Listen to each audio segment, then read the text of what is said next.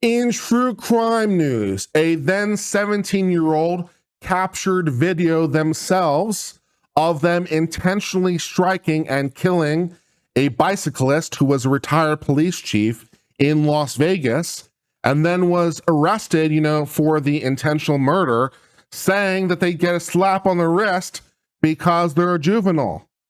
But, not so much, because the state of Nevada is like, how about being an adult? So this person with a criminal record intentionally runs down a bicyclist, a retired police chief, and says, I'm going to be out in 30 days.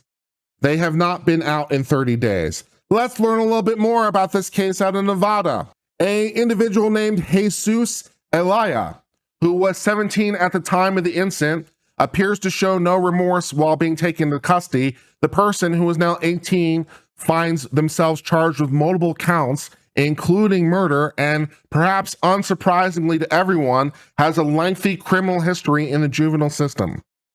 So they are a repeat offender, and apparently they found the juvenile system didn't treat them very harshly. It's like, I can do whatever I want because I'm under the 18. But, with the striking of the person intentionally murdering it and filming it and telling everyone, you can't touch me, the state of Nevada over here not really thrilled with Mr. Jesus. So they're going to try him as an adult. Apparently, Jesus made the following comments to police after he was taken into custody, saying, quote, "You think this juvenile expletive is going to do some expletive? I'll be out in 30 days, I bet you. It's just expletive, hit and run, slap on the wrist." So, apparently he is a remorseless killing machine who doesn't care about the hit and run with the murder, and it's like, I'm just going to be out in 30 days. The state of Nevada has different thoughts about the issue. Notably, of course, during this interrogation in which this wonderful thing was captured, officers had not yet mentioned the hit and run at that point in the conversation, right? So the police are doing their interrogation of this suspect, and the suspect, without prompting, says, "You can't get me for the hit and run." That's the kind of thing that will be used against you in a court of law. What hit and run? We didn't mention anything about a hit and run. Sounds to me like you have a guilty mind, and you have some knowledge that you should otherwise not have because you did the thing. They had said that he was being booked for a warrant that was outstanding and obstruction of a police officer. So what they told him was the reason that they were booking him was for an outstanding warrant, which may very well be true. That may be a basis for arrest. So it's like, yeah, we're arresting you for the outstanding warrant. And then he's the one who brings up the hit and run. The comments, of course, were caught on body camera by the police. So, there's that. Police say they obtained the suspect's cell phone, and on the suspect's cell phone found a video of Andy Probst, 64, being fatally struck, along with a shorter clip showing another bicyclist being struck by a Kia Soul. The video had been recorded by the suspect, according to police, indicating perhaps he was a passenger. So, he's in the car filming the hit and run striking of the bicyclists, plural, and he's along for the ride, quite literally. And so, that's a bit of a problem. It sounds to me like you're engaged in a conspiracy to do the hits and runs, which resulted in death. And also you were doing it intentionally. So welcome to intentional murder. So, you set out apparently with the goal in mind of doing the hit and run. So this isn't just vehicular manslaughter where, oh my God, I was driving and I killed somebody. This is intentional murder. You set out with the goal and purpose and intent of doing the hits and runs and filming it, incidentally, for the japes apparently. So welcome to you in first degree murder, Mr. Jesus.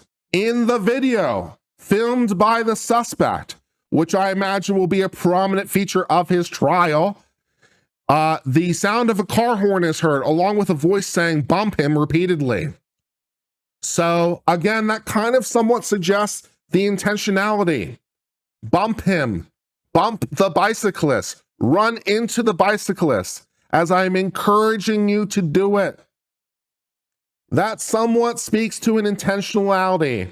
This wasn't a mere accident. They were trying to do it.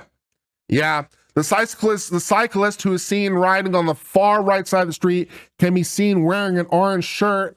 So, it's not that we didn't see him. Both suspects in the video are heard laughing, along with the sound of the engine accelerating. A different victim, a 72-year-old man, survived that bump. So apparently they were going to keep doing it until someone died, further demonstrating intentionality. So we're just going to keep bumping into people with our car, despite the fact that they're, a cyclist in the day riding on the far right side of the road with orange shirt, and we're going to do it deliberately. I'm sensing intent here. As we try to divine whether or not they meant to do it, I'm beginning to sense some intent with these suspects. Homicide detectives received information that the passenger in the crash that killed Probst, who was identified by Las Vegas police as Jamir Keys, 16, was in a fight on September the 14th. Video from that incident, and police say that his white tennis shoes matched the video from the crime spree.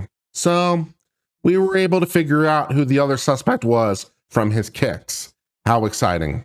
Keys recorded the video as Probst apparently struck and intentionally killed the individual on August the 14th. The collision apparently was part of a crime spree that included at least 3 different car thefts and also 3 different hit and runs. We are Grand Theft Autoing this thing, I guess. We're going to keep stealing cars and then use the cars to run into people deliberately who are biking. So, yeah, the teens are seen apparently striking another car on the road in the video as well. So we're just doing bumper car and bumper bike over here on the highway. I'm not thinking you're going to get out in 30 days, sir. I think the state of Nevada would like to have a more extended conversation with you, sir, about your actions. I'm not sensing the 30 days in your future. The stolen car that apparently was used in the murder was found ditched on a road less than 10 minutes from the crash site. The stolen vehicle was located with blood on the windshield. So further evidentiary clues.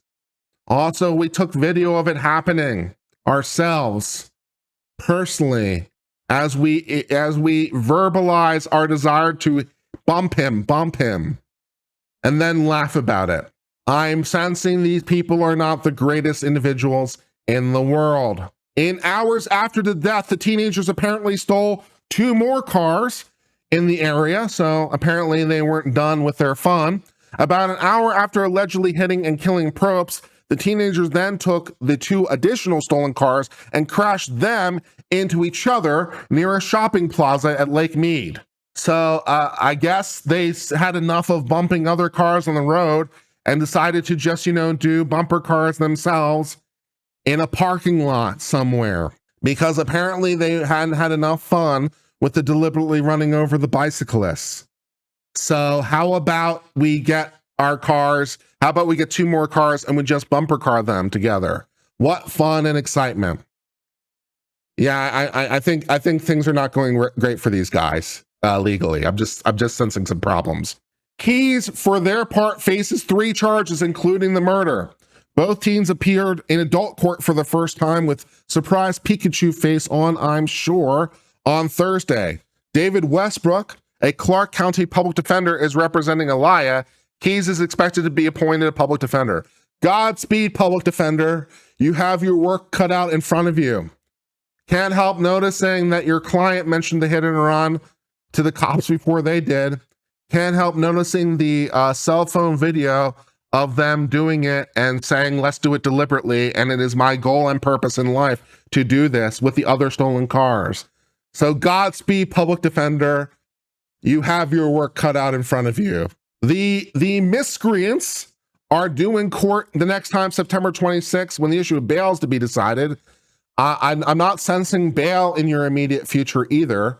I can't help noticing this is part of a pattern of wanton, reckless, intentional, harmful conduct that's both a danger to literally yourselves and the community at large. So I'm thinking, how about no bail would be my sort of inclination. But these days, who knows? We've seen too many cases where people get off with some really light bonds, and it shocks me every time. It's like, how are these people being let off with these like $1,000 signature bonds with the multiple felonies? I don't know. But I don't know. This is intentional murder. So I think their prospects of bail aren't looking great. The district attorney saying the determination of whether someone should remain in custody is based on whether they're a flight risk or a danger to the community. That's right. I believe they're both. I believe that too. They've certainly proved they're dangerous. Yeah. I think they're both a flight risk and a danger to themselves and a danger to the community. And the prima facie evidence for their guilt is, reasonably strong. So I'm thinking no bail sounds right to me. As of Thursday, the teenagers are being held in Clark County Detention Center in Las Vegas. And Nevada individual facing a murder charge who's 16 or 17 is automatically tried as an adult, which even if they weren't automatically tried as an adult, you know that they'd be tried as an adult here. So, because every possible reason. Yeah.